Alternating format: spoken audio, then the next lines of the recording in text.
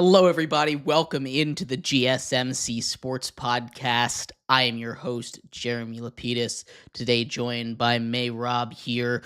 We are going to break down everything you need to know about the NBA Finals, the two blockbuster trades that took place over the last couple of days in two different sports. The Red Sox trading away Rafael Devers and the Magic trading for Desmond Bane. We'll talk about that as well as much more. But before we get into any of that, remember, if you would like to be an even bigger part of the show than you already are, all you need to do is go to gsmcpodcast.net.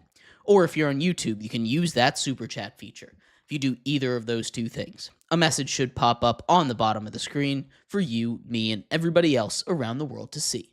If you do have a burning question about sports, anything at all that you would like to ask, go ahead and throw that in the comments. Throw it in the chat. We'll get to it as soon as we possibly can. I appreciate everybody so much for sticking around, talking some sports with us here on a beautiful Monday, June 16th.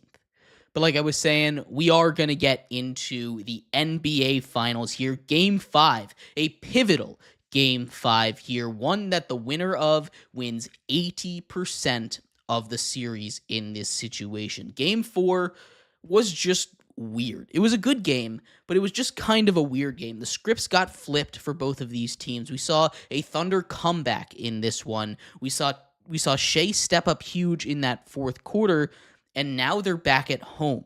They're favored again. I was looking at the odds, and we talked about this heading into Game 4. Minus 405 is crazy. That is crazy for OKC. Minus 9.5 is a lot of points as well. They were kind of right on the money last time in Game 4. Mehrob, tell me a little bit about this game, because it could really go either way with these two teams with how back and forth it's been so far. Yeah, this has been a crazy series. We saw the first two games. It looked like the Thunder were in the driver's seat for the most part. Thunder getting out to early leads, taking control of the game. Of course, Game 1, the Pacers ending up coming back and stealing that one.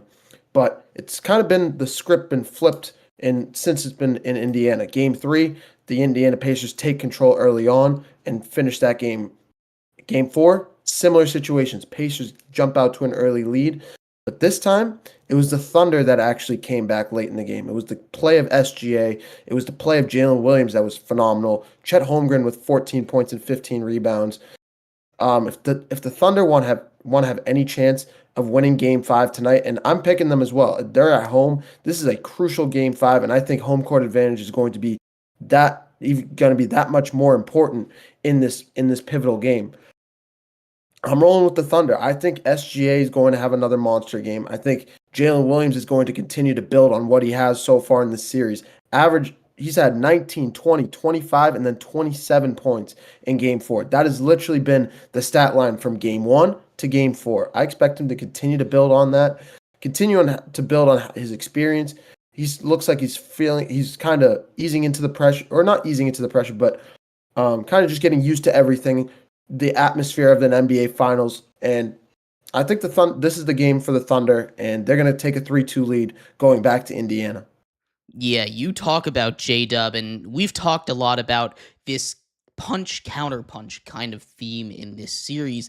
The big counterpunch for Mark Dagnall and the Thunder in Game 4 was J-Dub. He was the primary ball handler for a lot of that game, bringing the ball up in quarters 1, 2, and a little bit of 3 as well, so that you could save more energy for Shea on the back end. He's not tired. You see what that does, a Shea explosion in the fourth quarter when he is back to being that primary ball handler.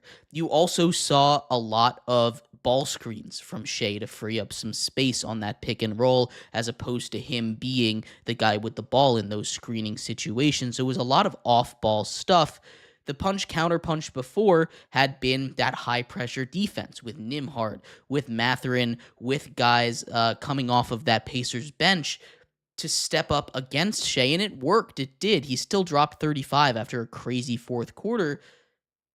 What is the counterpunch for the Pacers right now? It doesn't feel like there's any obvious solution here, but they're going to have one if they don't want to drop 2 games in a row here in a crucial Game 5. I feel like they found a little bit of a formula there, Jeremy. Especially, and you brought it up perfectly. Benedict Mathurin having a massive game 3, and he was crucial. Obi Toppin's been crucial in this series. We've seen TJ McConnell step up in big time situations. Andrew Nemhard's played phenomenal defense on SGA for most of these last 2 games. I say most because of that fourth quarter explosion out of SGA, that ended up leading to the comeback. But I think for the Pacers, I think you need to just kind of erase the last 5 minutes of game 4, because for the most part, that 30 minutes, 35 minutes that they played in game 4, they played phenomenally. They played it to a T. They were rebounding well. They were playing good defense. They were making shots. It was just that last 5 minutes, that last fourth quarter, where they just went ice cold, 5 of 18 from the field, missing all of their threes in the last 9 minutes of the game. Overall, it was just they couldn't make their shots. And on the other side, you have the Oklahoma City Thunder that were SGA, like I said, that poured it on late in that game, having 8 to 10 points in the last 9 minutes of the game. That was the recipe for the Thunder, and that's why I say Game 4 was so crucial. When I was watching that game, I was hell bent that this series was a 3-1 series going back to OKC, and the fact that the Thunder were able to flip the script like that so quickly, I think it was a season. It was just season changing. It's complete. It just flips the script. It flips the whole series on its head.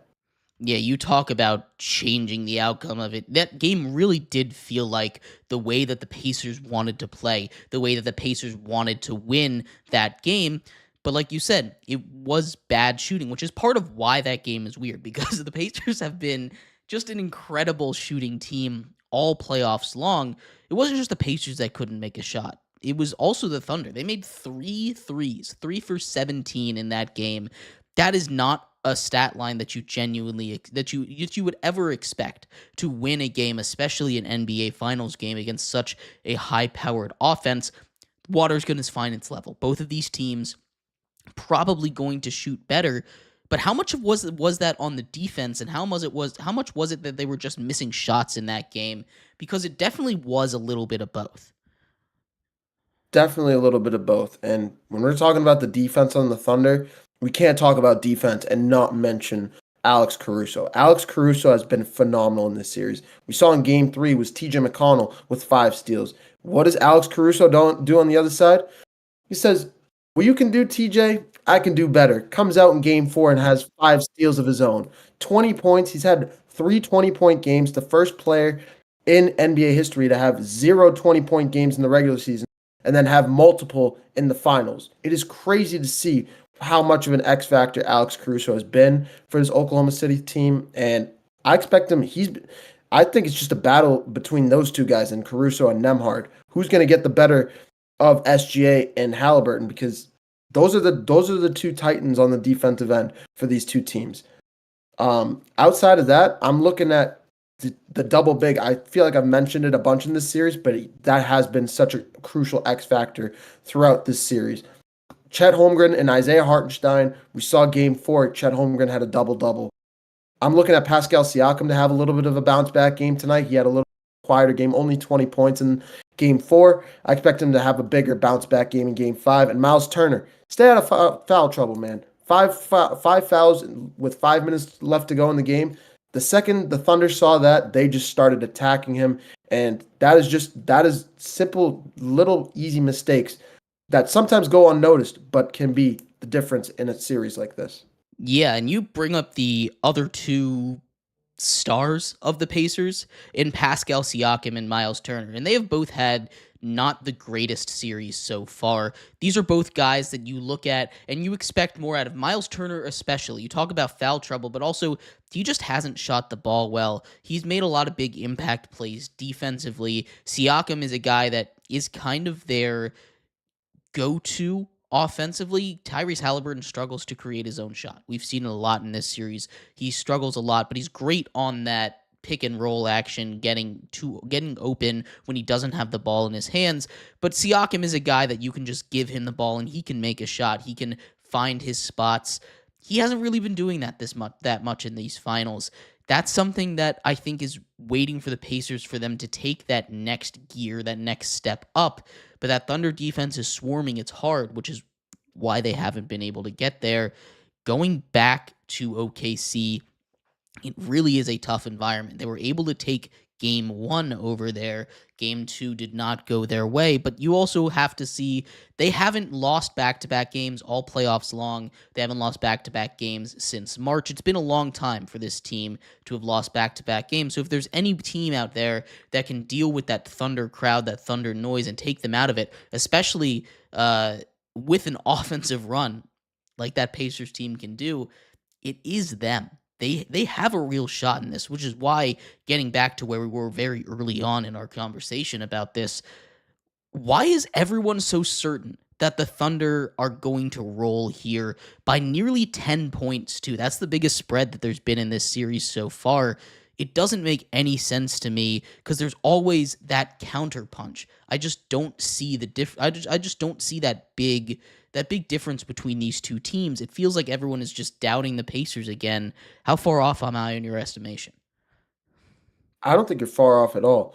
I think to start off, to explain a little bit of that reasoning, to play a little bit of devil's advocate for the betting sports books, I think a lot of people think that the last 5 minutes of that game four, the way that the Thunder were able to come together and come back and win this game, led by SGA, I think they're going to continue to build on that in game five, especially on their home court. They have the Pacers reeling a little bit. They're going to try and build off that and kind of explode off that momentum and take this game five. That's the only reason I can think of the spread being 10.5. I'm right there with you. I think that is a crazy spread. And if I'm not a betting fan personally, but if there's anybody that is, take the spread against. That's my humble opinion. Just take the plus 10.5. You're making easy money.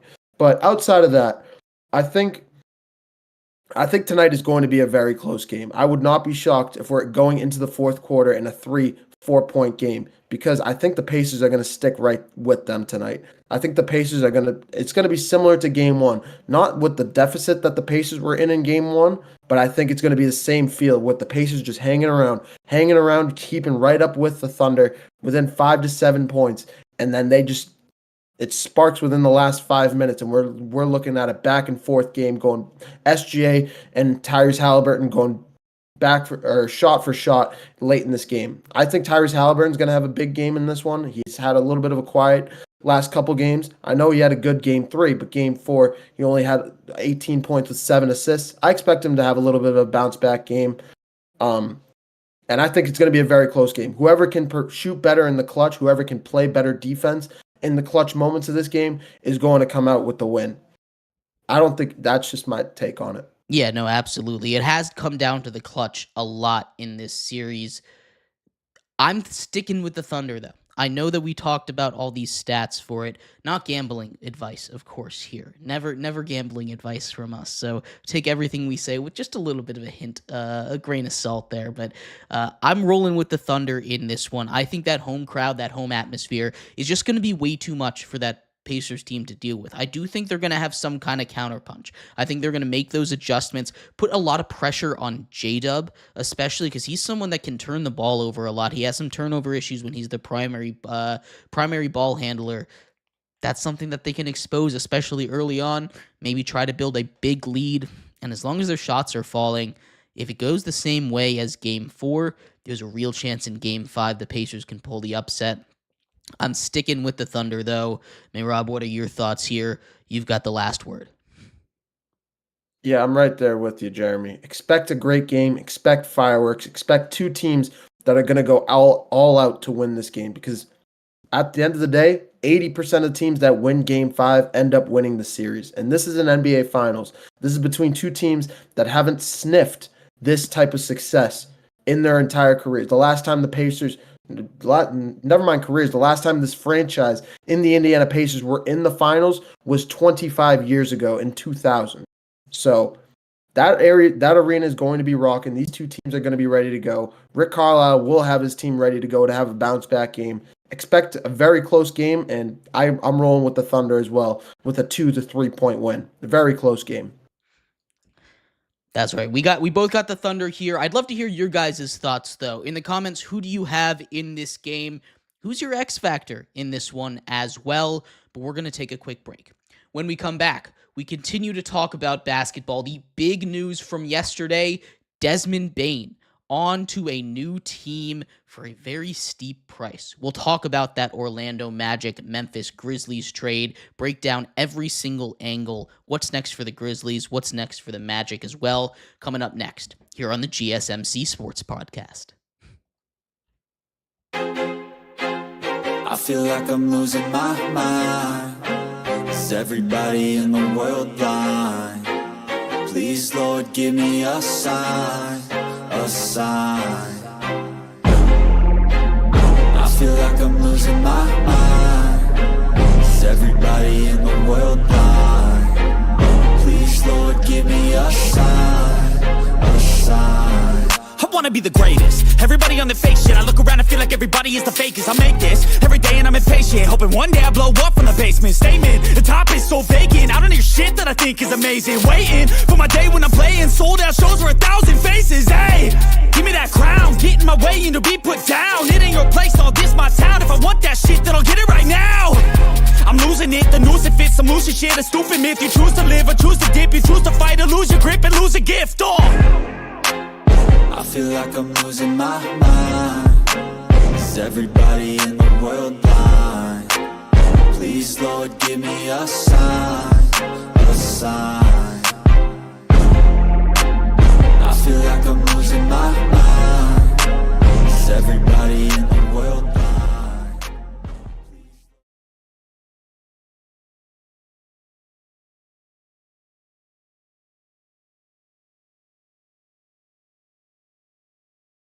Welcome back to the GSMC Sports Podcast. I am your host, Jeremy Lapidus, today joined by Mehrob here. We have a lot to get into. If you're just tuning in, we just finished going over previewing the NBA Finals. We both had the Thunder. Curious who you guys have in a pivotal Game 5, but more big basketball news broke over the weekend. Desmond Bane, the number 2 option over there with the Memphis Grizzlies, was traded to the Orlando Magic for 4 unprotected first-round picks, a 2029 pick swap, KCP, and Cole Anthony. A little bit of a steep price over there, but worth it if it can push the Magic into that next echelon of competition. Maybe they can find their way out of their East. We'll break that down in just a second. But before we do, remember, if you would like to be an even bigger part of the show than you already are, all you need to do is go to gsmcpodcast.net. Or if you're on YouTube, you can use that super chat feature. If you do either of those two things, a message should pop up on the bottom of the screen for you, me, and everybody else around the world to see. If you do have a burning question about sports, anything at all that you would like to ask, go ahead and throw that in the comments. Throw it in the chat. I will get to it as soon as I possibly can. I appreciate everybody so much for sticking around, talking some sports with us here on a beautiful June 16th, Monday. What a day it is. Anyway, we've got a lot to get into here. Desmond Bane, the big move. I'm shocked a trade got announced before the NBA Finals are over. This is something that was kind of rumored with Kevin Durant. They had some stuff in the works here. Obviously, that's coming out to be more and more like a lie at this point. But the Magic are the first ones to strike on what is expected to be a crazy, crazy summer in the NBA. Desmond Bane, the first one to go. He goes for 4 unprotected firsts. That's the big one. KCP, a big contract that they might want to get off of there, but maybe he can still turn it around. Cole Anthony, and of course, that pick swap here. Before we get into the ramifications of all of this, Mehrob, just talk to me about this trade a little bit. Who wins right now? Because this is a wild way to kick off trade season in the NBA. Definitely. If the NBA has a crazy dinner plan summer set up for us in free agency, they had to give us a major appetizer here. And this is what this was with the Desmond Bane trade. This is a number 2 option that I personally thought was going to be untouchable in Memphis. I was looking at the other 2 stars possibly being tradable and being major trade assets for this new Grizzlies coaching regime that's over there. They bring in the new coach this year, firing Taylor Jenkins mid-season. I I always thought Desmond Bane was one of those guys that they were not going to get rid of. They were going to continue to build another strong unit with him as a supporting cast, as a great, reliable two-way player that Desmond Bane is. But it just shows what it took to get off of him. 4 first-round picks, Cole Anthony, KCP headed to Memphis. For Memphis, I love this move. It sets them up beautifully for the future. They have so many assets, not only tradable assets, but they have so much draft capital that they can use to bring in a new young core over there. So I love the move for the Grizzlies. But for the Magic side of things, while I do think they gave up a little too much, this now gives another star player for Paolo Banchero to work with, another shooter, another offensive threat that the Magic have desperately needed on this team. It was glaring for the last 2 seasons, bringing the Cavs to 7 games 2 years ago, bringing the Celtics to 6 games this year. Both times, every time this team was in close games, it just felt like they were one offensive piece away from winning both of those series. So I love this move. It takes pressure off of Franz Wagner to be a normal center, be a number 3 option. Takes pressure off of Paolo Banchero defensively in terms of defensive pressure.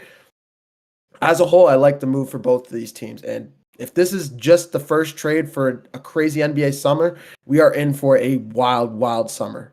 Yeah, you talk about especially the terms around Desmond Bane being traded, right? How you were shocked that he was the guy that was moved. To me, this feels like a move that the the Grizzlies weren't shopping Desmond Bane around, right? This is more the Magic come to the Grizzlies with an offer they can't refuse. This is an overpay, but it's an overpay that was a necessity. You talk about that now, I guess, 4-headed monster in Orlando of Bane, Banchero, Wagner, and Suggs. Coming off the bench, you've got Jonathan Isaac, Anthony Black, and Mo Wagner as well. Like, this is a deep team. It's an expensive team, but it's a deep team. You talk about an Eastern Conference that feels wide open, but with moves like this and what we're expecting from the rest of the Eastern Conference, the competitors in the East, the Cavs probably going to stay put, but I expect the Knicks to make a big move. The Celtics are out of it here. The Pacers are probably not going to make a big move, but they just won the East, so they're going to be a big threat over there. This automatically puts the Magic, who I think if they were healthy this season would have been a top 4 seed in the East anyway, into that conversation here. I love this move for them. I think the more interesting side of this conversation, because we understand why they made this trade. If you're Orlando, you add a guy that shoots 42%. You space the floor a little bit, which was by far their biggest issue. You keep that elite defense, which has been kind of that calling card of this new era of Magic basketball with a really solid defensive core. You get shooting. You get off of that KCP contract, which wasn't really aging too well just 1 year in.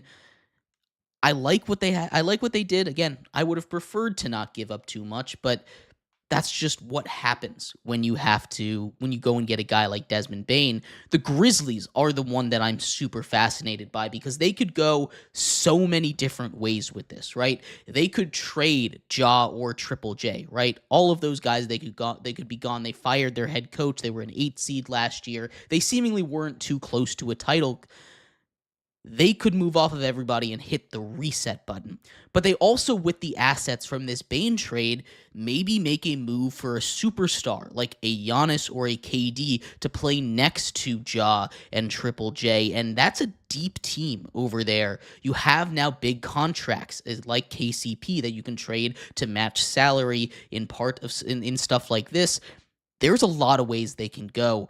If you are the Grizzlies, are you selling everything and starting fresh, or are you just making one final push with this core and seeing what is out there in the trade market? As much as I want to say they want to give it one more shot with Ja Morant and Jaren Jackson Jr., these are 2 guys that I'm very fond of. I think they're 2 guys that are incredibly underrated in the Western Conference. I just think the front office, first of all, let's take Jaren Jackson Jr. out of the picture. I think front office is kind of a little bit I don't want to use the term annoyed, but just disappointed with Ja Morant and his production. The number 2 overall pick back in 2018, I believe, or 2017, back in the day.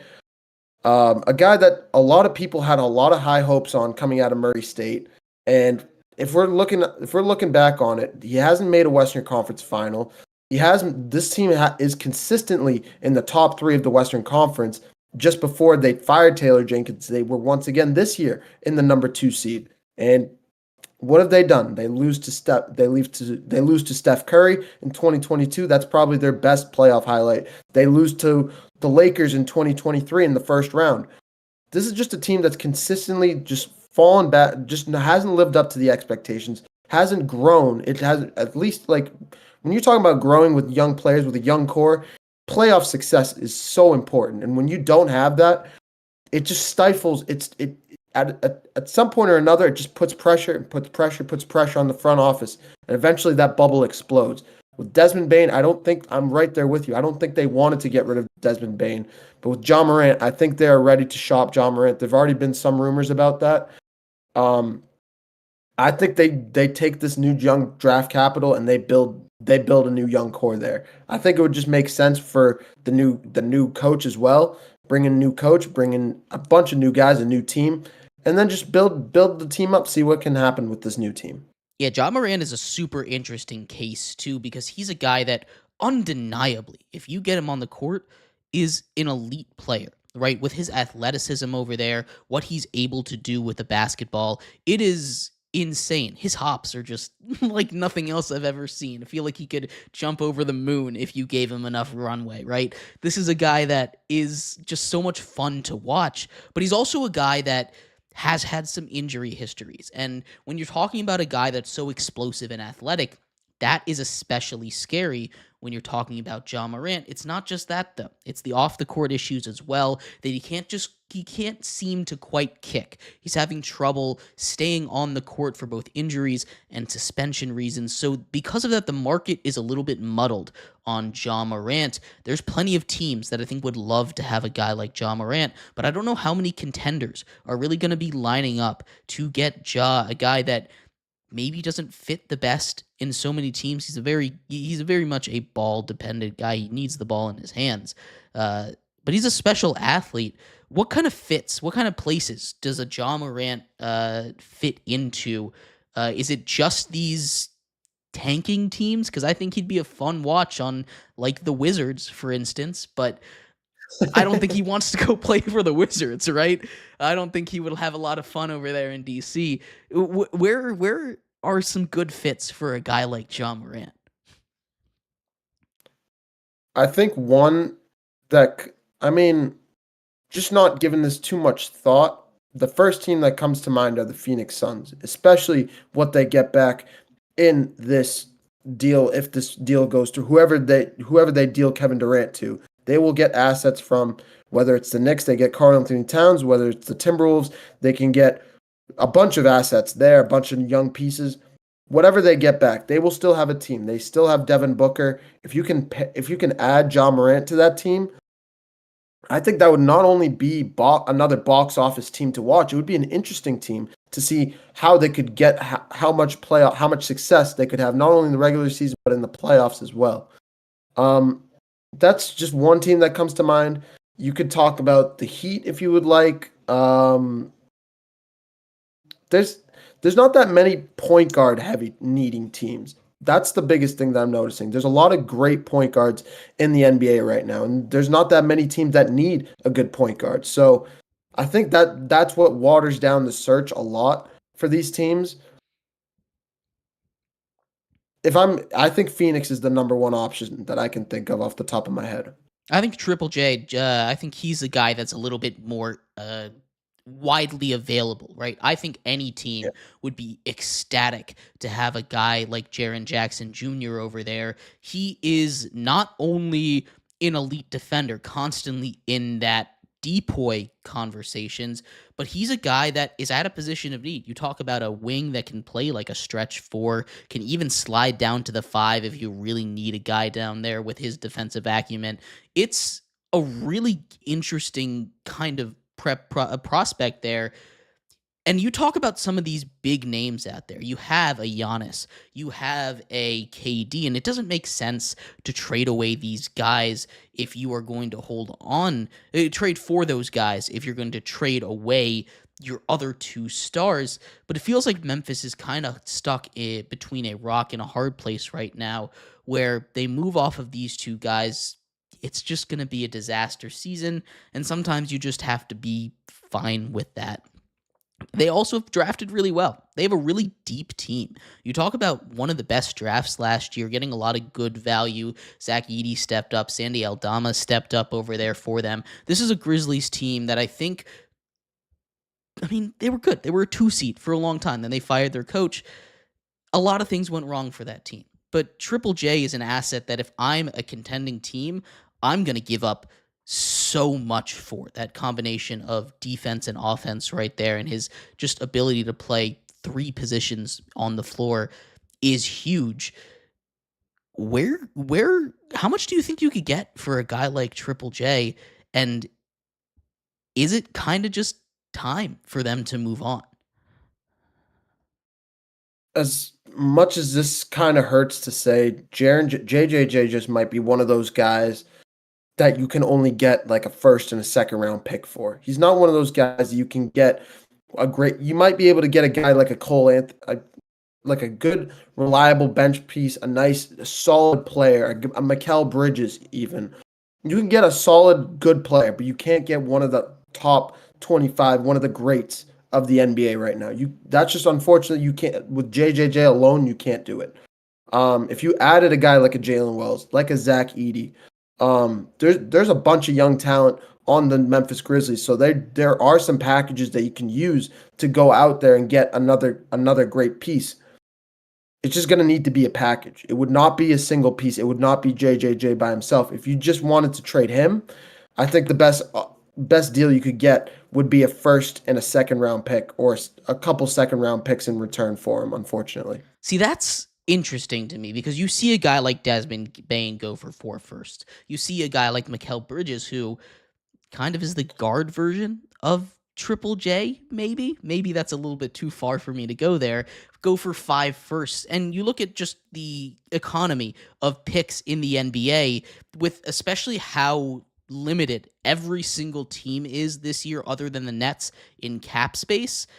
I think you could fetch a pretty high price for a guy like JJJ, and it would probably come with some kind of package because, you're not going to go out and get a lot of...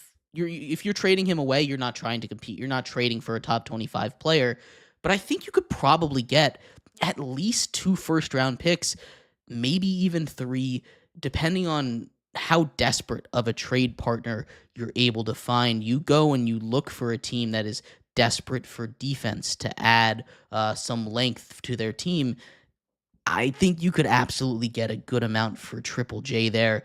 But this Magic trade, I still think is big for them.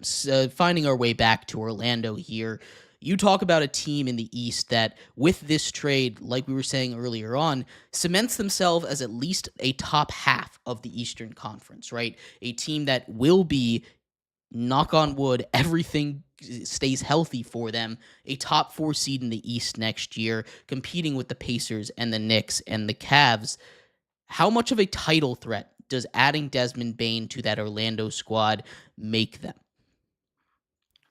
I think that's the perfect sweet spot that you put him right there at that 4 spot. That's exactly what I said when I was reacting with my other good friend and co-host here on the GSMC Sports Network, Jake Daley. That's exactly what we said. I'd put him right at 4 behind the Knicks, Cavs, and Pacers. You could probably muddle in the Celtics if you'd like, but not this year. It would be 2 years from now for certain. But when I'm looking at this Magic team, I think they're definitely in contention for the Eastern Conference. I think it's going to be an interesting Eastern Conference. It might not be as loaded as you think, but it's going to be very competitive. And there's a bunch of young teams in here that are going to be that are going to be shopping and going to be competing for some experience to represent the Eastern Conference. I think the Orlando Magic are right there with them. I think in terms of a team that I think they could knock off, I think they could easily knock off the Indiana Pacers based on their defense alone. The Pacers are big time about pace, space, playing with speed. I think a strong defense would really, really give them a hard time.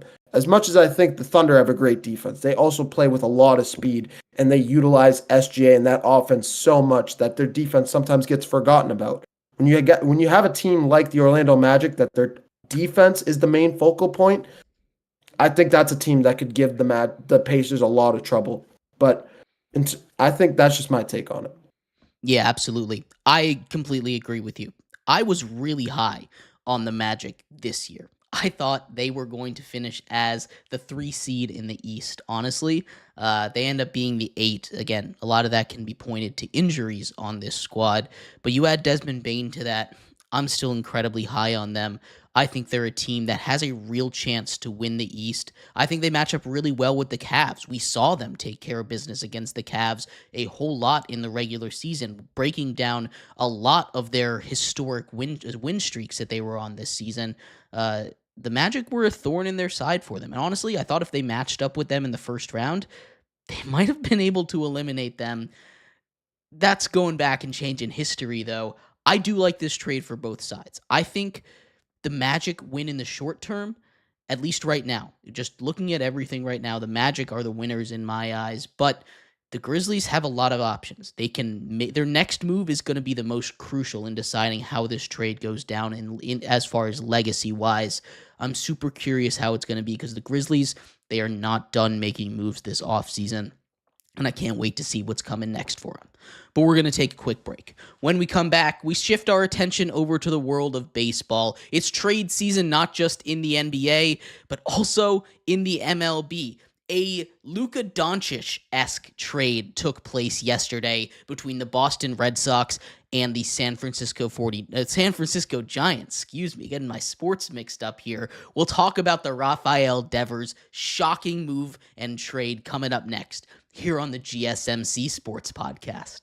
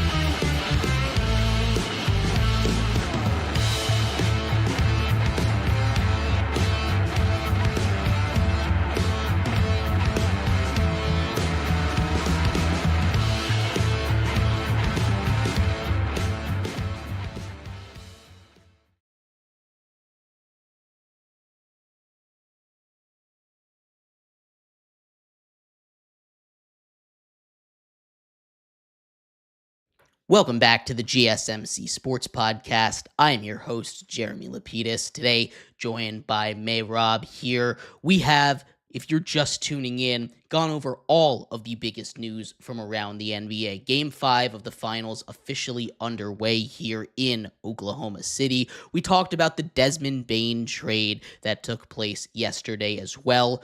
It's still trading season, though. The MLB trade deadline a couple months away, but that has not stopped one of the most shocking moves in recent baseball memory from taking place, as the Boston Red Sox have traded away their best player and franchise cornerstone, Rafael Devers, to the San Francisco to the San Francisco Giants for nothing, really, for 36 cents and some pocket lint. It is ridiculous what has taken place here. It is baseball heresy. I'm just going to start off right here. Mehrob, as a Boston fan, what is this? What is going on right now? It is ridiculous. These decisions, head-scratching decision making after decision. They just swept the Yankees. They were above 500 for the first time in forever. Everything was going well, and then this bomb drops. What is going on in Boston? We're seeing nightmares of 2021. That's what's happening in Boston. We've seen this movie before. That's what's happening in Boston. There was a guy by the name of Mookie Betts who brought us to who won us a World Series, who was renowned as one of the best players in the MLB, that the Boston Red Sox decided to trade away at, honestly, in a similar fashion as this. That's why, if you guys saw me yesterday here on the show, I was the way I was. I was very much going through the emotions of it, very much going through all of the thought, everything that happened, all the flashbacks of 2021 came back. But this time it's by the name of Rafi Devers instead of Mookie Betts. This trade is just shocking, was shocking. We saw you bring up that they just swept the New York Yankees. Fun fact, Rafi had a home run in this game yesterday. And 4 hours later, 4 hours removed, the Boston Red Sox decide to trade him away. And it's crazy. It is beyond crazy. But that's the world of sports now. It just is what it is. When we're looking at this trade, the Giants look phenomenal. The Giants absolutely won this trade. And I think this puts them in the World Series conversation, in the top 3 echelons of the NL, with the New York Mets and the LA Market Dodgers. I think those two teams, it puts them right in the conversation with them to win the NL. I think for the Red Sox side of things, we just saw, we were joking about this earlier in the show. We saw Craig Breslow, the GM of the Red Sox, put out a quote earlier today talking about that the Red Sox might end up winning more games than that might have been originally thought after this trade. I know what Jeremy's going to say, so I'm going to leave him to react to that one, but it's crazy to even think about that a GM of a team would think about saying something like that. It is shades of Nico Harris in Dallas. That is what it is. It truly is shades of Nico Harris. So put all of this together, we are looking at the Boston Red Sox, who was a team that was going to compete, who could possibly compete for the AL pennant, who could compete with the New York Yankees, had beaten them 5 out of 6 times already this year. Give up their trade piece, give up the cornerstone of their team, and we're looking at who knows what the Red Sox could look like 2 months from now. But I'm going to leave it on that note and hand the baton over to my good friend Jeremy Lapidus. Yeah, before we get into the return for this, let's just break down this saga, because a saga is what it is. All of this kind of feels more petty than anything else, to me at least. We're going to break down where this all starts. It starts at the beginning of the season, the off-season. The third baseman for the Red Sox was Rafael Devers. Devers wanted to be the third baseman. He signed that 11-year, $330 million contract extension 2 years ago, with the expectation that he would be the long-term third base option. Now, I will say, I did not hate the signing of Alex Bregman. In fact, I really liked the signing of Alex Bregman because Rafael Devers, to put it bluntly, is not a good third baseman. He was the worst qualified third baseman out of every single third baseman defensively in the field. But what makes him worth it is his bat. He is one of the top 10 hitters in the entirety of the MLB. And it's not really even that close. He's absolutely in that discussion, and hitting is more valuable than defense when it comes to baseball. The hot corner, he just was not meant to play that. Devers was not happy, of course, when they signed Alex Bregman, which is understandable on both sides as well. I can understand where both sides are coming from. He was asked by the media if he would switch to DH, and he simply said no. Like, it was a flat-out no was his answer. They were able to smooth it out.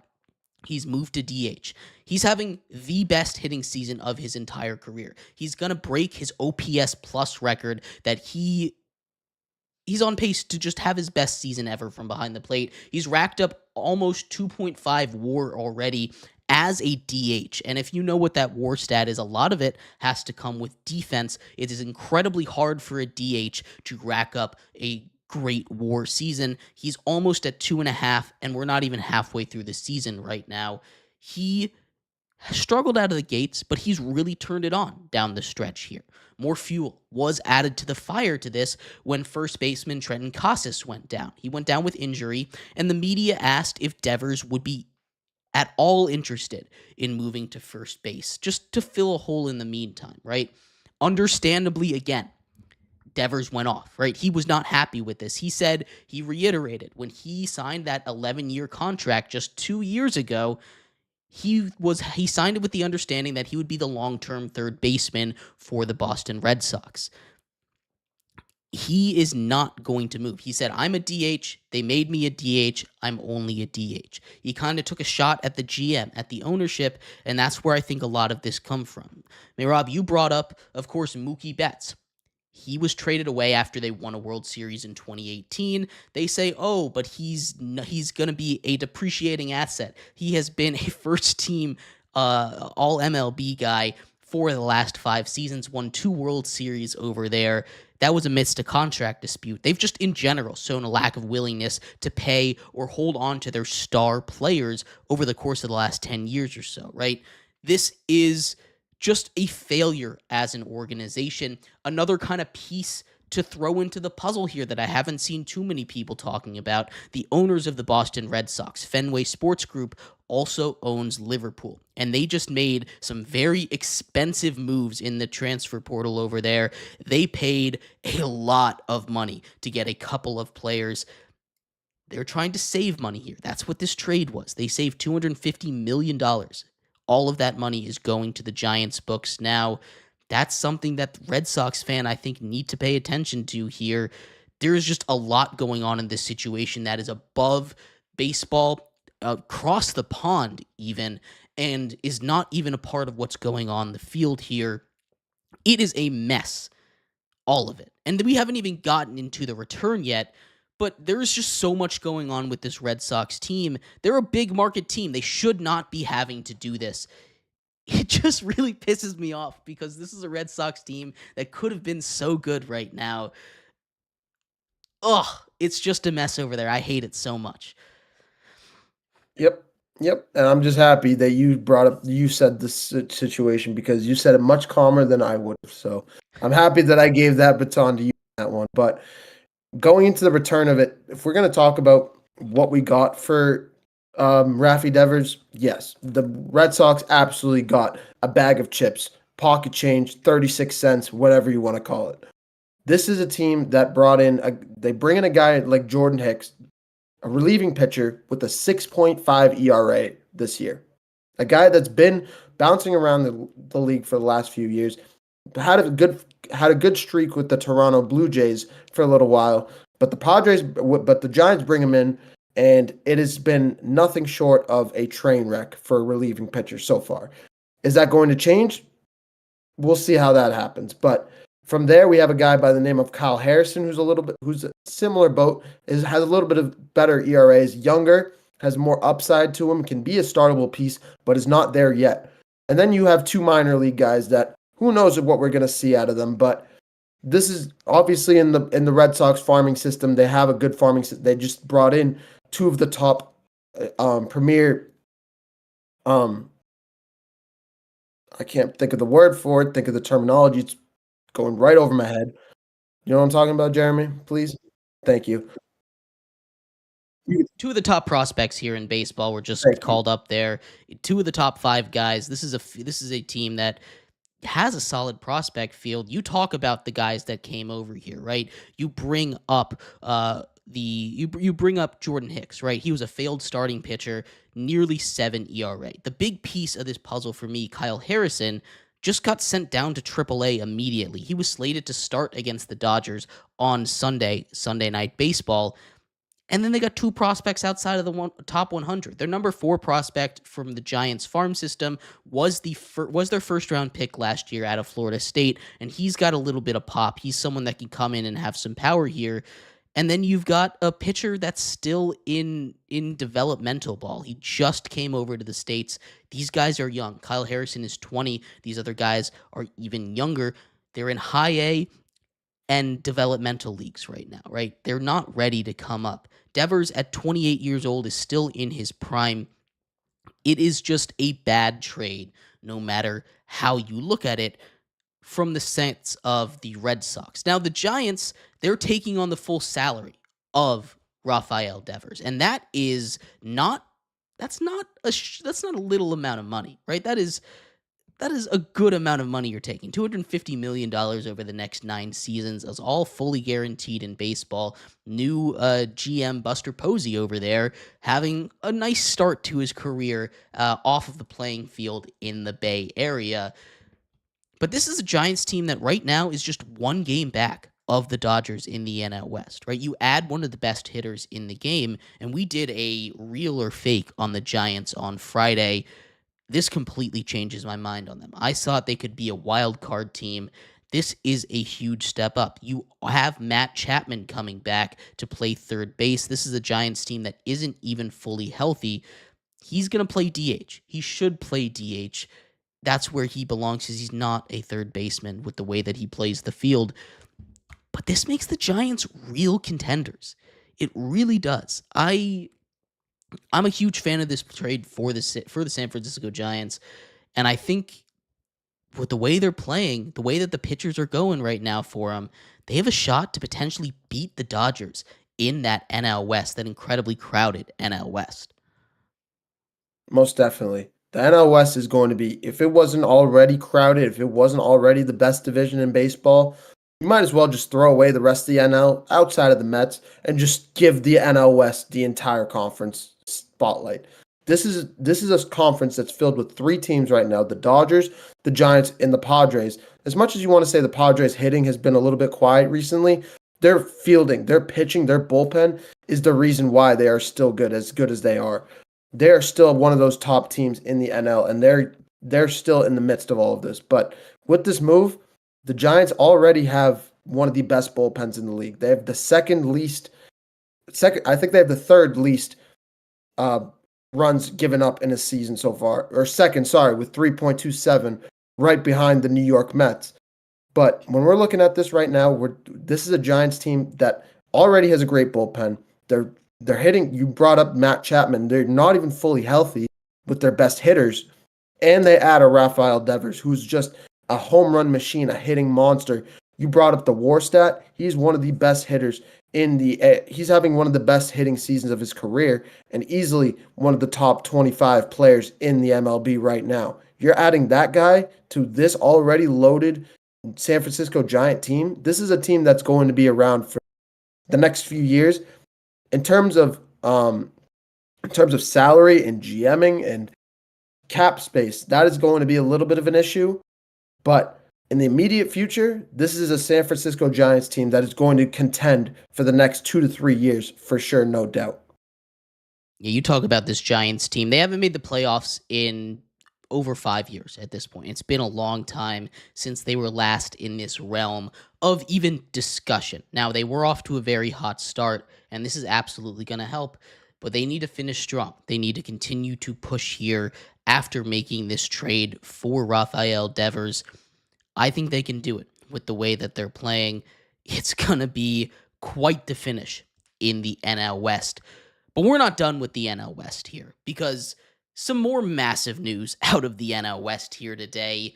Shohei Ohtani returns to the mound for the first time in nearly 2 years. We'll talk about that and much more coming up next here on the GSMC Sports Podcast. Looking for your daily fix of sports talk without having to pay for it? GSMC Sports Network is available on YouTube. Just search GSMC Sports Network. Get your fix of daily sports talk shows on YouTube, absolutely free. NFL, college football, NBA, MLB, MMA, UFC, fantasy football, and so much more. GSMC Sports Network has shows running all day long, with new sports shows starting every 2 hours. Just like on your favorite cable sports channel, except GSMC Sports Network is absolutely free. Just search GSMC Sports Network on YouTube to catch one of your new favorite shows, like the GSMC College Football Podcast, Chip Shot Football Podcast, Hoops and Heels Women's Sports Podcast, GSMC Basketball Podcast, and so many more. Check it out for yourself. GSMC Sports Network, now available on YouTube absolutely free. Search GSMC Sports Network on YouTube right now.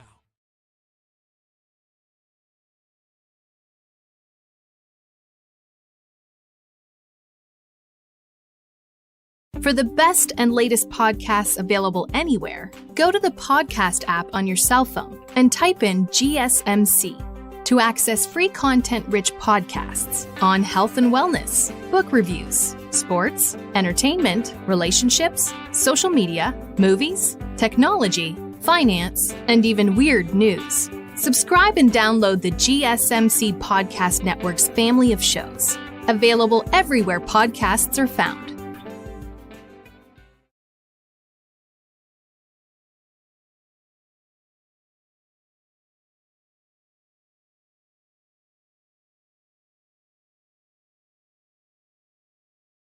Welcome back to the GSMC Sports Podcast. I am your host, Jeremy Lapidus, today joined by my friend and co-host, Mehrob here. If you're just tuning in, we just finished going over some of the biggest stories in sports. It is open trade season all around America here. We saw the MLB bust open with a Luka Doncic-esque trade out of nowhere in the middle of the day. Rafael Devers on Father's Day moved to the Giants. We saw a massive trade in the NBA. Desmond Bane now making the Magic potential contenders in the East. We also saw the NBA Finals start up here, Game 5.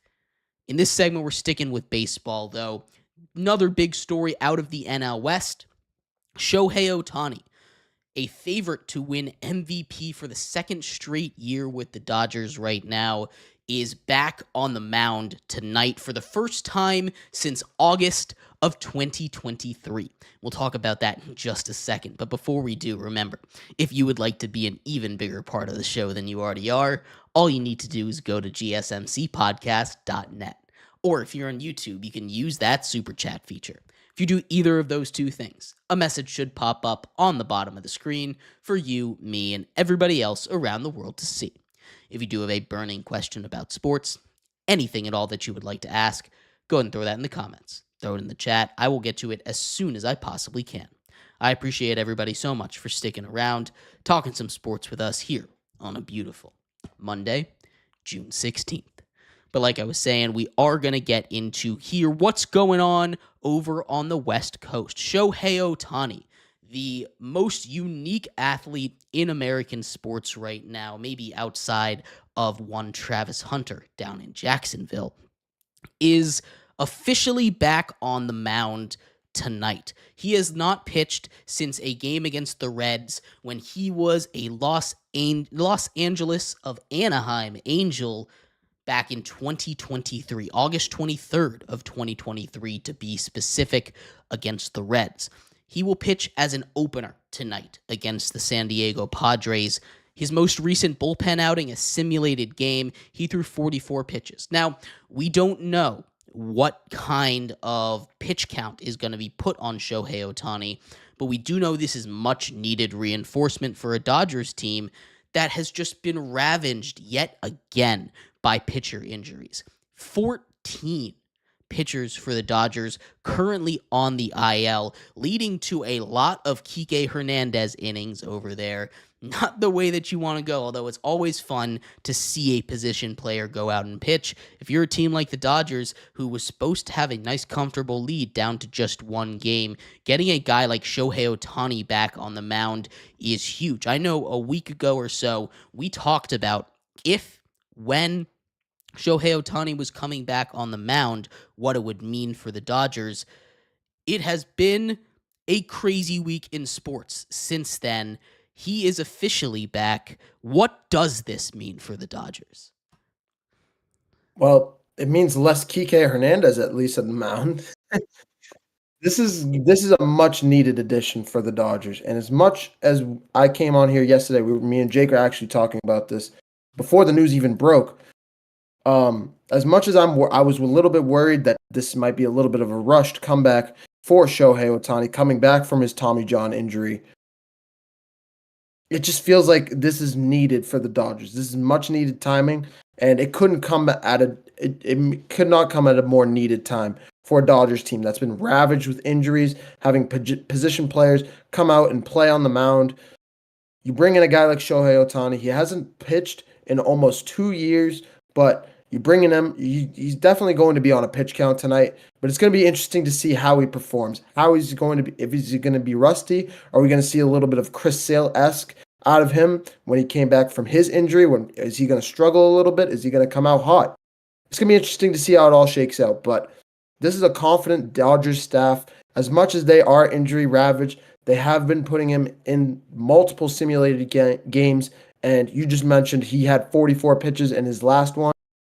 We'll see how this all shakes out. We could see probably between I would say at least 50 pitches tonight out of Shohei Ohtani, unless he has a really bad outing. If he comes out there and just really looks rusty, does not look like himself, I would not be shocked if they pull him early.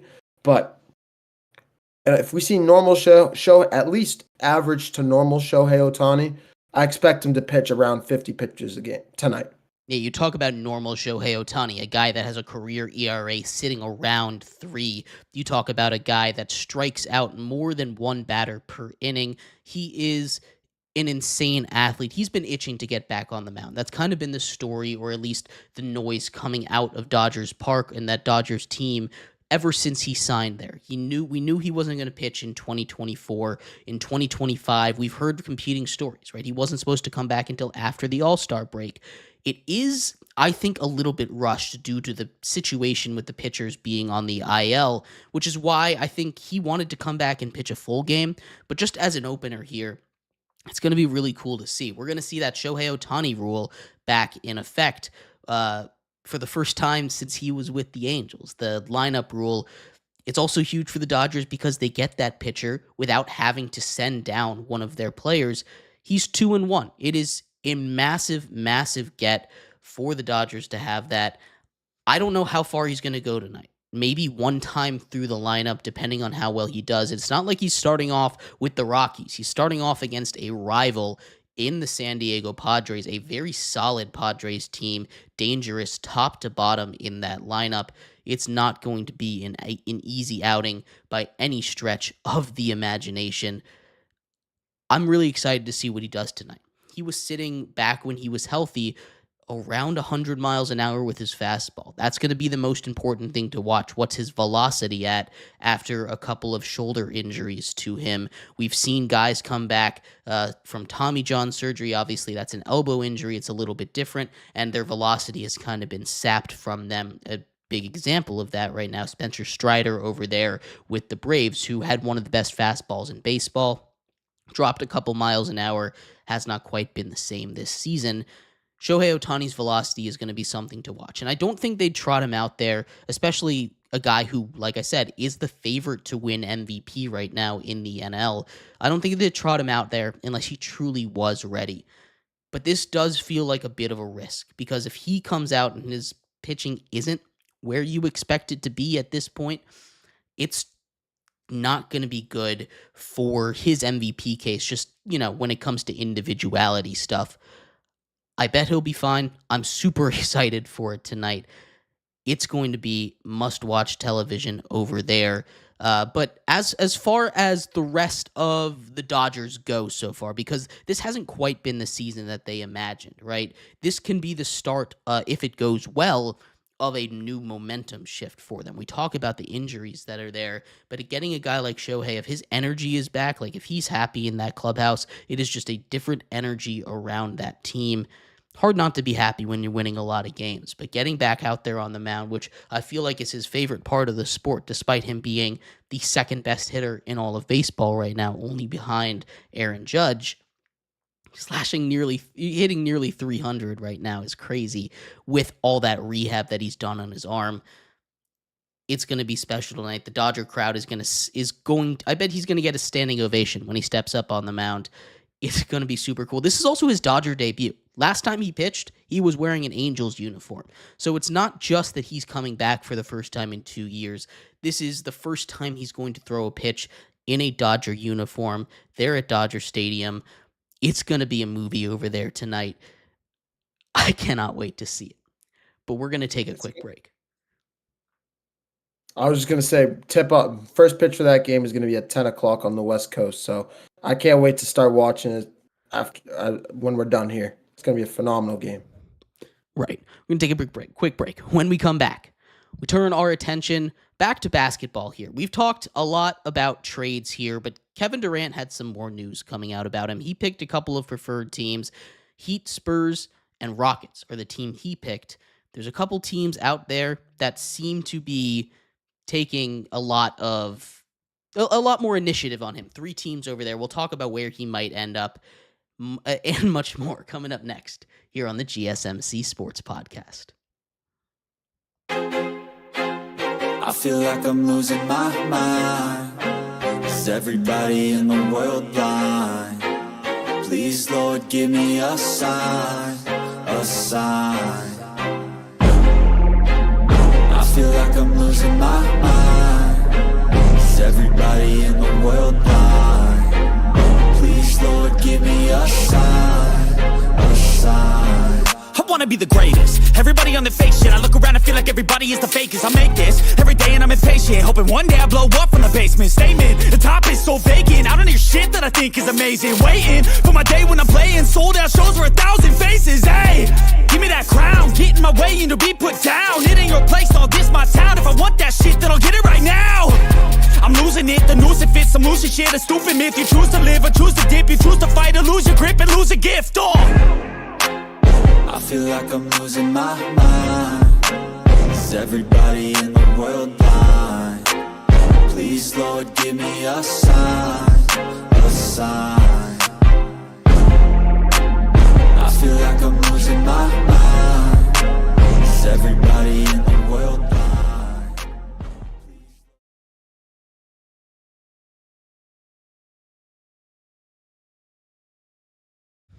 Welcome back to the GSMC Sports Podcast. I'm your host, Jeremy Lapidus. Today, joined by my friend and co-host, Mehrob here. If you were just tuning in, we just finished going over the news that Shohei Ohtani back on the mound for the first time in nearly 2 full years. In this segment, we turn our attention back to the world of basketball. First quarter over in the finals, by the way. The Thunder with a 10-point lead, 32-22 at home over the Indiana Pacers. But Kevin Durant, a name that has been a huge trade rumor name for the last couple of weeks, last month or so, his search has kind of been brought down to 3 teams. 3 teams that he prefers, 3 teams that are kind of in on his trade situation. We'll talk about his fit on each one coming up in just a second. But before we do, remember, if you would like to be an even bigger part of the show than you already are, all you need to do is go to gsmcpodcast.net. Or if you're on YouTube, you can use that super chat feature. If you do either of those 2 things, a message should pop up on the bottom of the screen for you, me, and everybody else around the world to see. If you do have a burning question about sports, anything at all that you would like to ask, go ahead and throw that in the comments. Throw it in the chat. I will get to it as soon as I possibly can. I appreciate everybody so much for sticking around, talking some sports with us here on a beautiful Monday, June 16th. But like I was saying, we're going to get into everything you need to know about Kevin Durant, a saga that's kind of been changing a lot. There were 5 teams when we talked about it last week. Kevin Durant put out his 3 preferred destinations. Those 3 preferred destinations being the Miami Heat, the San Antonio Spurs, or the Houston Rockets. Now, in a perfect world, he ends up over there. He's happy. He signs an extension. He is an expiring contract, though, which makes other teams not done with the idea of trading for him. And that one other team, specifically the Minnesota Timberwolves. Teams, according to sources in deep conversations, still in deep trade talks with the Phoenix Suns, seem to be the Miami Heat, the Houston Rockets, and the Minnesota Timberwolves. Now, they're a really interesting team, and we're going to start off with them in this discussion here because we've had some really interesting talks about it. Rudy Gobert potentially on the move there in that situation. You're most likely going to have to get the Brooklyn Nets involved in a deal here to make it work for both sides. It's going to be a little bit more complicated than a two-team trade with the Heat or the Rockets. But Kevin Durant has also said that he does not want to play in Minnesota. Now, I don't think that's because of Anthony Edwards. I don't think that's because of anything other than not wanting to live in Minnesota, right? That doesn't sound like a great time living in Minnesota. I've been up to Minneapolis, beautiful city. They've got these nice indoor walkways so you can avoid the cold, but you can only avoid the cold so much when you're living up there in Minnesota.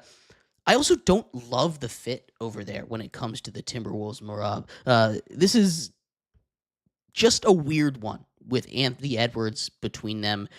What do you see with the Minnesota Timberwolves and Kevin Durant? Is it going to work out if they find a way to make this happen? And do you think he holds out at all? Is that a possibility for one season if he gets traded there?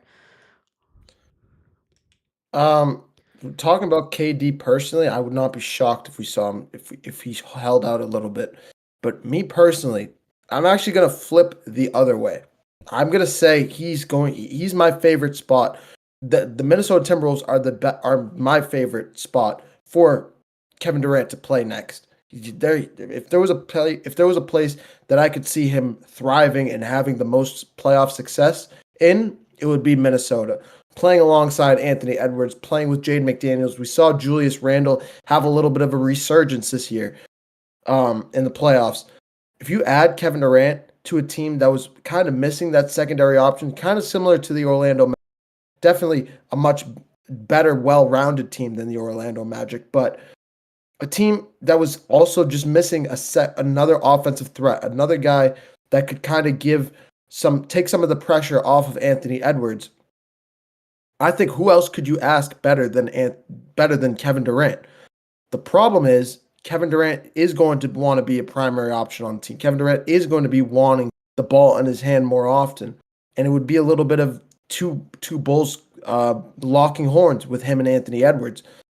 The thing is, Kevin Durant would have to understand that this is the similar situation to him in Golden State, where it was Steph Curry's team. He would have to play off of Steph Curry. He's going to need to play off of Anthony Edwards if he went to Minnesota. But if he's able to do that, I could see the Minnesota Timberwolves being one of the top premier threats, and honestly would be my choice to win the Western Conference next year.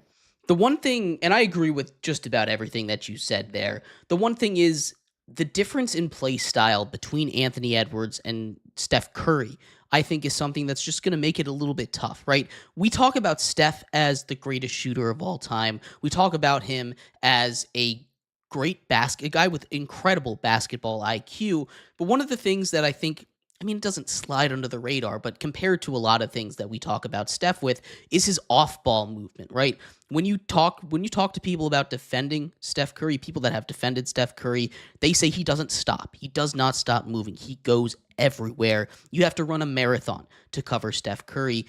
And that's because he's so good off of the ball. Anthony Edwards, while he's not a scrub off of the ball by any means, he is not that same level of player. In Golden State, we were able to see Kevin Durant, despite being option number 2, still be kind of ball dominant with that team, right? You had Steph Curry bringing out that offense. It kind of ran through Draymond Green anyway, so it didn't really run through either of them. But it kind of worked a little bit better with both of those play styles. I think it clashes a little bit. We see it with the Olympic team early on. And Anthony Edwards was on that second unit, not playing with Kevin Durant, despite, being on that same team. They just have very similar styles of play.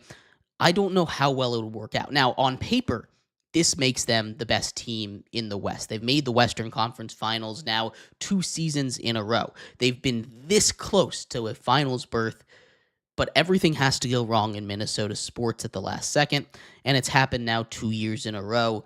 as much as I like it on paper, and Anthony Edwards has talked about how he idolizes Kevin Durant, how that's his guy, his favorite player growing up, as cool as that would be to see those two play a year together, I think the combination of those two clashing play styles and just Kevin Durant's not wanting to play in Minnesota makes it a little bit hard. Like, if he was fine with playing in Minnesota, I think they could make it work. But I just feel like he'd be miserable up there the whole time. And if you're miserable, you're not going to try and make it work. You're just going to look towards the future, which is why teams like the Miami Heat are so interesting to me, and the Houston Rockets, these teams that are very interested in making a trade, are so interesting to me. I'm going to start with the Miami Heat on this one because they have an interesting trade package that we went over. The Suns, they want a center. Khalil Ware is that center that I feel like could be thrown in there, but the Heat don't want to get rid of him for obvious reasons. He's he's a great up and coming star, but then you also want to hold on to Bam. Is it one or the other? What is it going to take for the Heat or the Rockets to get a guy like Kevin Durant in the building, and what's the fit look like between either of those two teams? We'll start with the Heat side of things. For the Heat, they're going to need to give up Khalil Ware. This is a guy that was up there for Rookie of the Year this year, one of the up-and-coming prospects. He had a little bit of a slow start to the year, but by the tail end, he was playing with Bam Adebayo in the starting lineup, and it was work. They were thriving together over there. So I don't think the Heat want to move off of him. I think he's a young star center, 6'9", almost 250 pounds, a big guy, has some weight to him, has some muscle, has some girth, can get rebounds, can defend well. Kind of similar to, I wouldn't say he can't shoot the way Karl-Anthony Towns can, but in terms of the shape, in terms of the weight, the play style, he's very much like Karl-Anthony Towns in terms of build. I just don't think the Heat gonna want to get rid of him, so they're gonna need to give up one of the two, either him or Bam Adebayo. I think they would more likely want to get rid of Ware. That's what kind of shakes me away from Miami, because I just don't think they're gonna want to get rid of either two guys. With Houston, it's a similar situation, and I know what you're gonna say after I say it, so just get ready. If the Houston Rockets are going to want to get KD, they're going to need to move Alperen Sengun. It's just going to have to happen. I love Alperen Sengun. His footwork, he's like Nikola Jokic, but bigger and can shoot better than Jokic. Can't pass, but the footwork, the way he's able to jump, the way he plays the game, he's polished. He's one of the top. He's a very unique player in Alperen Sengun. So I love him. He's one of the top, I'd say top 10 power forward in the game for sure. They would have to get rid of him. Outside of that, would you need to get rid of a guy like a Jalen Green? Maybe, probably. But hopefully if you had to get rid of one of the two, you would only need to get rid of you would only have to get rid of Sengun in that situation and throw in some draft capital. Throw in a Terry Eason or a Jabari Smith, so one of those two guys as well. I think Houston's more likely of the two. I just don't think it's just a center situation in both situations.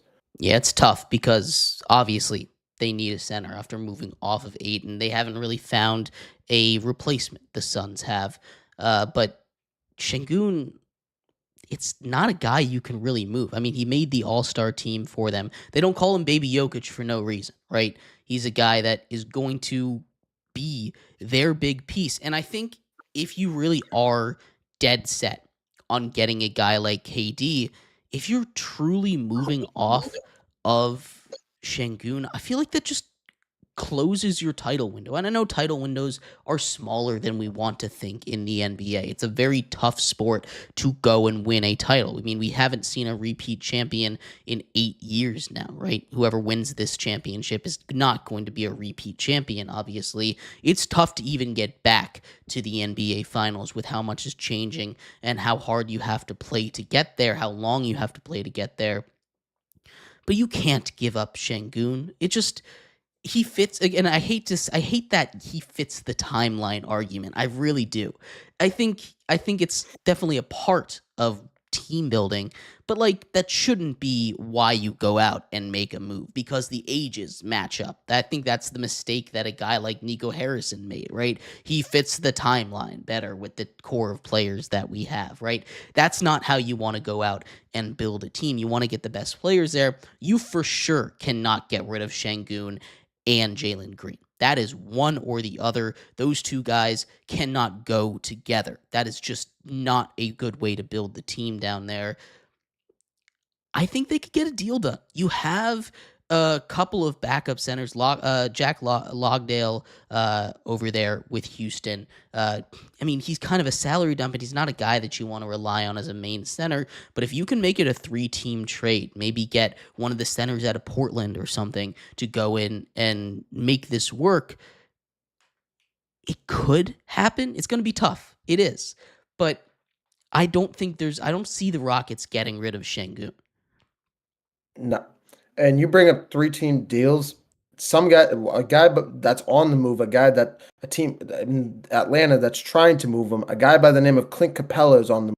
They could do a 3-team trade with the Atlanta Hawks. That's one of those guys that the Hawks are already looking to shop him. If they could throw them a couple a second round pick, a couple second round picks, I wouldn't be shocked if the Hawks accepted that deal and went ahead and made it a 3-team deal. Yeah, no, I think you're absolutely right. You can find a third team partner, and I don't think this trade is going to be simple. It never is in the NBA with all of their rules around trades and keeping the pay the same and matching salaries, whatever. It's a whole big mess. But I mean, these are the 3 teams that are reported, right? The Heat, the Rockets, and the Timberwolves as the teams that are in there for Kevin Durant. There's also a lot of teams that are kind of on the outskirts, and we're seeing teams like the Timberwolves not care what Kevin Durant has to say. They want Kevin Durant in. Which of those outskirts teams, I mean, we heard about the Knicks, we heard about the Pistons, we heard about a lot of these teams that are like poking around, do you think have the best shot to go out and get a guy like Kevin Durant this offseason? Yeah, there's teams like you said, the Knicks are a big name team that are looking for him. The San Antonio Spurs are involved. I'm going to say a team by the name of the Toronto Raptors are my favorite team to land him, possibly. A man by the name of Masai Ujiri, who's all over big name trades. He brought Kawhi Leonard to Toronto, taking him from San Antonio. He always has his fingerprints on massive blockbuster trades. And honestly, the Raptors have assets to give the Phoenix Suns if they would do that trade. Jakob Poeltl is a guy that they've been looking to move. RJ Barrett, Emmanuel Quickley are 2 guys that they've already come out and said they're fine with moving. The number 9 overall pick is something that they've already come out publicly and said they're okay with moving. So there are pieces that they could move, that they could take and go after Kevin Durant to bring in with Brandon Ingram and Scotty Barnes. They've already been looking for big name players. This would be a perfect mold, I'd say. And it would probably get the ball in Kevin Durant's hands, let Scotty Barnes and Brandon Ingram build around him and continue to build that young nucleus over there in Toronto. It would be a phenomenal move to put Toronto back on the map as well in the Eastern Conference. I love that Toronto idea. I really do. It's not one that I had heard before, but Jakob Poeltl, you bring him up. I have heard his names around trade rumors. There's your center right there.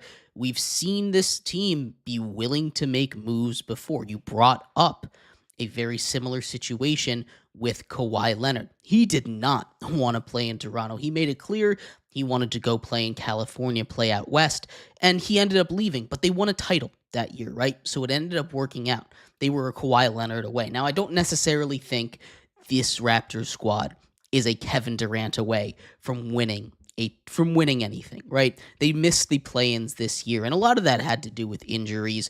They have a really intriguing core of guys that they just have not seen play together because of the injuries they dealt with last season. That's a really interesting team. I think if you're looking for a third team, they are absolutely one that's going to be in on this. I don't know if they're a team that eventually walks away with Kevin Durant, but there is a little bit back there that says the Toronto Raptors looking to make a big swing.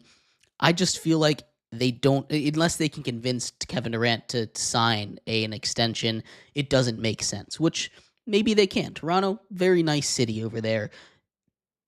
it's not even as cold as Minnesota. I don't think, honestly. I've only ever been there in the summer, but big sports town, big sports town. They've got everything that you need. They've got everything you need over there. So I absolutely love that one over there. I do love that idea. Kevin Durant, he's going to be in the news for a while. Giannis, we'll talk about him another time because he's also someone that is or maybe isn't moving. It's kind of changing a lot right now, but we're going to take a quick break. When we come back, we turn our attention over to the world of hockey. In the middle of the Stanley Cup Finals, where we see the Florida Panthers take a 3-2 series lead, they do this thing like the NBA that I just don't love, where they announce the awards over the course of the playoffs, which, side tangent, kind of pisses me off. There's no grandiose to it, right? It's just oh, here's your MVP. Oh, this is the guy that won Rookie of the Year. Doesn't matter. It's just here. Goes to the back of the news cycle. I hate that. I hate that they do that. But we're going to go over all of them. We've compiled them here, and we'll talk about that next here on the GSMC Sports Podcast.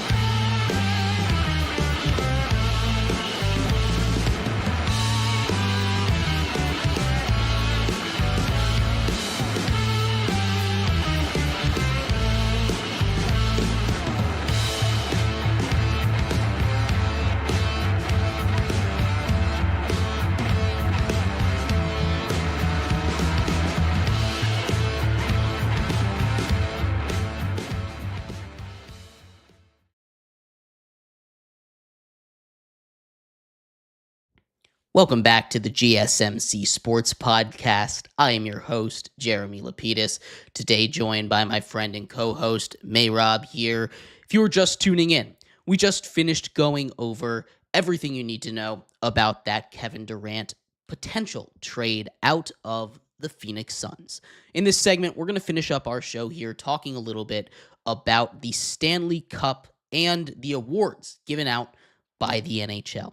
It, again, kind of talked about it at the end of the last segment, pisses me off the way that the NHL and the NBA do awards.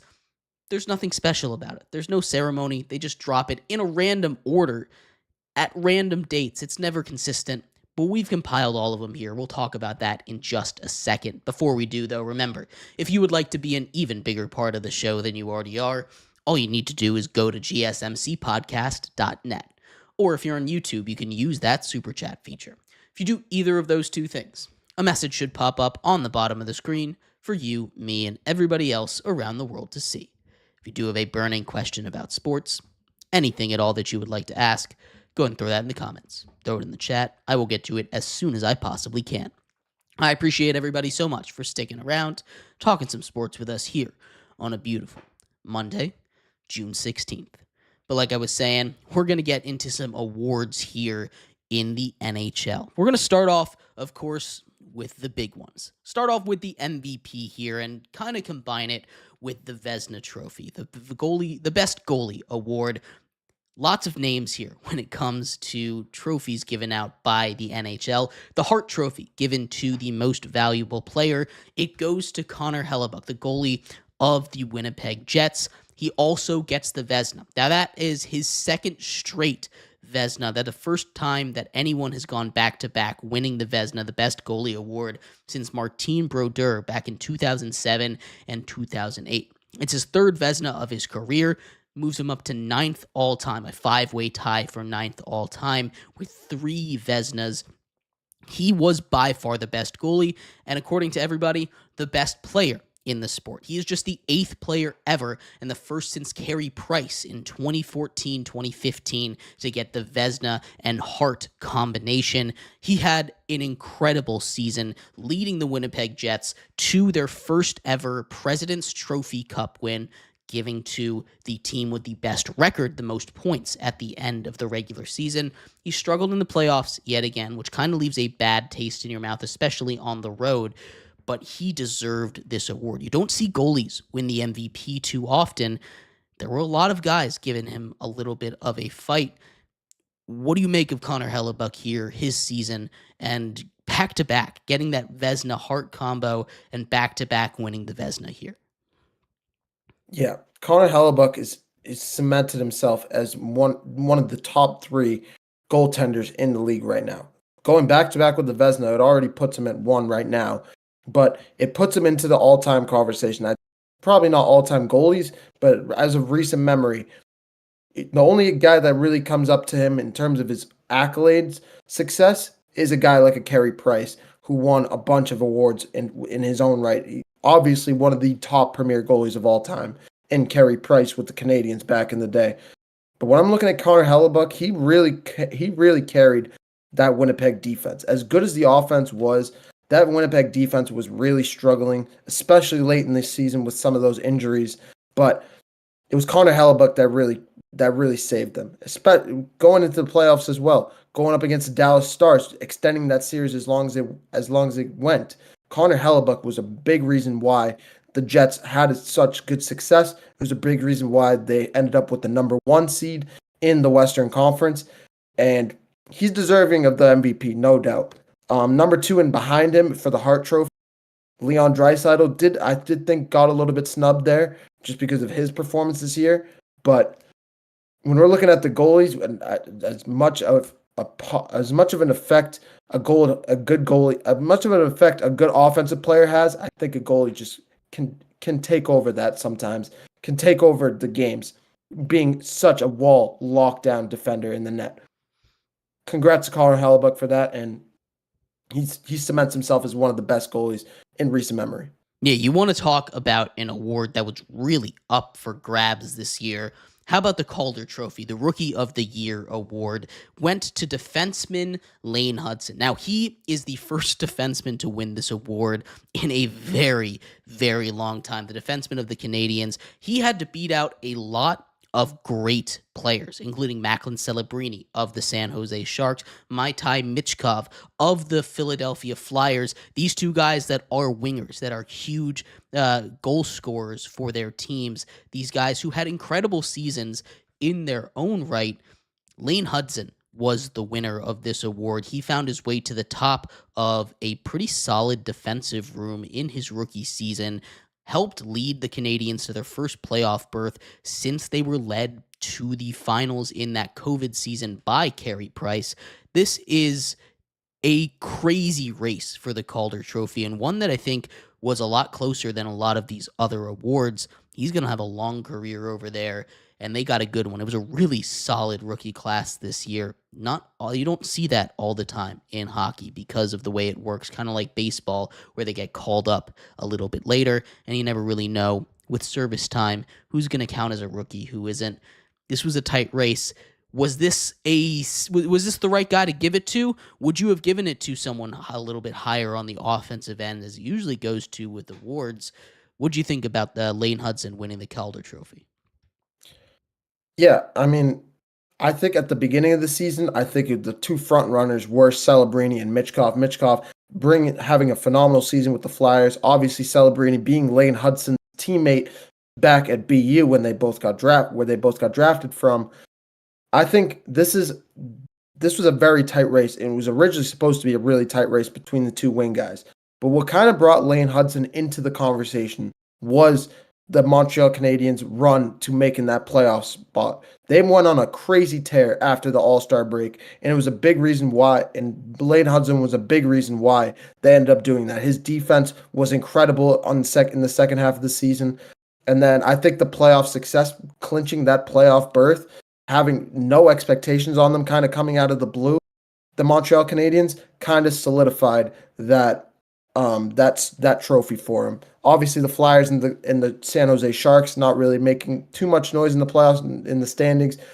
The two guys being competitive, but in terms of playoff success, it really went down. It came down to that, in my opinion. It went to the Montreal Canadiens and Lade Hudson for that reason. Yeah, a lot of times that is how the awards go. From one defenseman to another, Cale Makar wins the Norris Trophy for the best defenseman out there. He's the first defenseman to score 30 goals in a season since Washington Capitals legend Mike Green scored 30 in the 2008-2009 season. He has won now 2 of the last 4 Norris trophies. He is an incredible defenseman for the Colorado Avalanche over there, an offensive weapon, which you usually don't see out of defensemen, right? That 30-goal mark felt like it was never going to happen again once Mike Green kind of fell off a cliff there, but Cale Makar looks like he can do it again and again and again. Every once in a while, you get that rare defenseman that is just a sniper over there, kind of one of the main guys you run your power play through.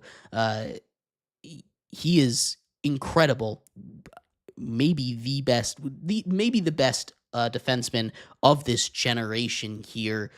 Talk to me a little bit about this Norris Trophy. Yeah. Well, if we're going to talk about Cale Makar, it's hard for me, my alma mater being UMass Amherst, him bringing UMass a championship back in 2021. He was the leader of that team, and honestly, he's been nothing short of continuing to be that leader with the Colorado Avalanche. Obviously, working with Mikko Rantanen before, having a great group of guys, winning a championship in 2022 with the Colorado Avalanche, and he's really just built on his career, taking that experience, going from the NCAA championship to the Stanley Cup, and now winning the Norris Trophy this year. He's a phenomenal player. His defense is incredible. His offense can match up with his defensive intensity. And when you have a guy that can play both sides of the ice like that, they're not only rare, they're once in a generation, like you brought up. This is a guy in Cale Makar that is incredibly valuable to this Avalanche team, and he's a big reason why they had such success. It's unfortunate that they ran into the Dallas Stars, and that was such a phenomenal series back there. But with the new generation, he's going to be up there in the top 10 conversations for a while. This is not going to be the last time we talk about him in the Norris Trophy conversations, no doubt. And he's a phenomenal young player over there in Colorado. Yeah, for sure. You talk about Colorado. Sometimes it feels like they play on easy mode with Nathan MacKinnon over there, but Cale Makar is special in his own right, not just offensively where he gets a lot of credit, but his defensive ability, his defensive IQ, also up there with the best in the entire NHL. The last award that I think really matters, and the NHL has a lot of awards that don't matter, like the Selke Award for the best defensive offensive player. They've got the best, the guy that shows the most sportsmanship award. Awards that I don't really think that don't matter too much in the grand scheme of things. But the award, the Jack Norris Trophy, Jack Adams, award given out to the Coach of the Year, goes to Spencer Carberry, who led the Capitals to the best record in the Eastern Conference. This was the Capitals team that last season snuck into the playoffs. They were completely outmatched in the first round, and they got sent home. This is a team that was supposed to just be riding out the golden years of Alex Ovechkin, waiting for him to retire into the sunset with that Gretzky record. He goes on a tear this year. He breaks that Gretzky record. Spencer Carberry gets the best out of his guys. It wasn't just Alex Ovechkin and the old guys. You had Logan Thompson step up for the Washington Capitals in net. He kind of took over that starting job for them. You have a lot of young guys. It was a very fast Capitals team. This is a team that is built now to continue competing, which is not something I was expecting out of an old Capitals squad from last year. They figured it out. They were able to make some really big moves in the offseason, and he wins this award. This was the biggest surprise team in the NHL season this year. A lot of people didn't even have him making the playoffs. I had him sneaking as an 8 seed again in the East because of how kind of weak that bottom of the Eastern Conference is. But shout out to Spencer Carberry there, head coach of the year, winning the Jack Adams Award. It was an incredible coaching job he did with the Capitals this season. Yeah, Spencer Carberry deserves all the credit in the world. A team in the Washington Capitals that, like you said, snuck into the playoffs last year. A team that I honestly had no expectations for. I thought the Carolina Hurricanes were going to take that division by storm. And instead, it was the Washington Capitals that not only were competitive, but won that division. With a guy like Alex Ovechkin spearheading that group, going after and breaking the Wayne Gretzky record, I think all of that culminating together, you have to give it to him. The only other candidate I could think of that you could put over him is the coach over there in Montreal, based off the way they were able to make a playoff berth this year and kind of just prove all the doubters wrong. But those are the two teams I'd say that really came out of nowhere that sparked a crazy run in the NHL. And honestly, major props to Spencer Carberry for his win. Yeah. Lots of big news though from around the NHL. We've reached halftime in the NBA. The Thunder are absolutely demolishing the Pacers right now. 59-45, 14 points. Crucially, Tyrese Halliburton, no points right now. We're going to finish off the show just with a little instant reaction to that. Tyrese Halliburton, no points right now. They've really struggled from the field. They've missed a lot of open shots. You talk about a Pacers team that just looks defeated out there right now. What kind of adjustments do they need to make here in the second half if they want to stand some kind of chance? Yeah, I think we both have the same guy in mind, and you brought him up. Tyrese Halliburton needs to get on the score sheet. He needs to be the leader of this Indiana Pacers team. And as much as I love Pascal Siakam, and he won Eastern Conference Finals MVP, Siakam runs off of Tyrese Halliburton. It is Halliburton that gets Siakam open in the low post. It is Halliburton that gets the entire offense going, the bench going. The offense rolls through him, and if he cannot get his offense going early, this is a Pacers team that finds itself stagnant time and time again. This is not the right time for a Tyrese Halliburton donut game. What do we want to call it? One of those 9.5 point games that we see out of him out of every 10, 15 games. But if it is so, maybe the betting lines were right when they put the spread at 10.5. Who knows? But this is a Thunder team that is going to cruise to wins time and time again when things like this happen. This is a major issue for the Pacers, and Rick Carlisle will get in Tyrese Halliburton's ear for sure. He's an experienced coach. He'll get this locker room ready to go for the second half. I don't think this game is over. I would be shocked if the Thunder keep this. I would be shocked if the Pacers don't make a push early on in the third quarter to try and cut into that deficit. But it's going to need to start with Tyrese Halliburton if they're going to have any chance of doing so. Yeah, I think you're absolutely right. This Pacers team is never down, never out. But I've also never seen the Pacers look this defeated. Like, you're seeing heads down, asking for fouls, not playing super hard. I mean, they're still playing hard, but not playing like that super tough Pacers level of basketball. They're never out of it, though. Halftime adjustments are what Rick Carlisle has been best at so far this playoffs. We'll have to see if they're able to make some changes here.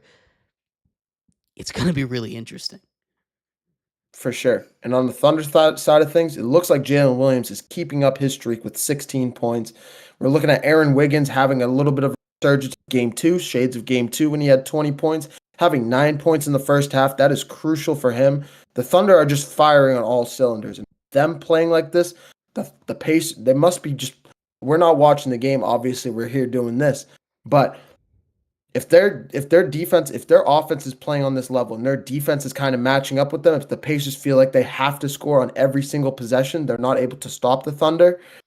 This is issues like this come up, and this is not an excuse for Tyrese Halliburton, but it's an excuse for the rest of the team when you see a Thunder offense this efficient right now. Yeah, it's going to be really tough, but it should be a great game. Lots of big stuff from around the world of sports.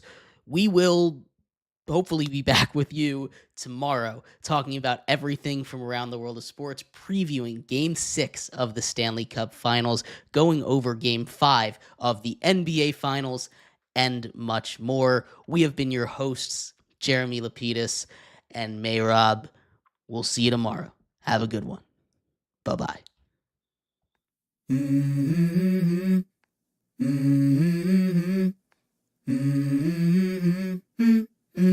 Let's go. I wake up to a little bit of drool on my pillow, feel like it's gonna be a bad day. Yeah, I'm tired of shit, and the coffee ain't hit yet, damn ain't that great.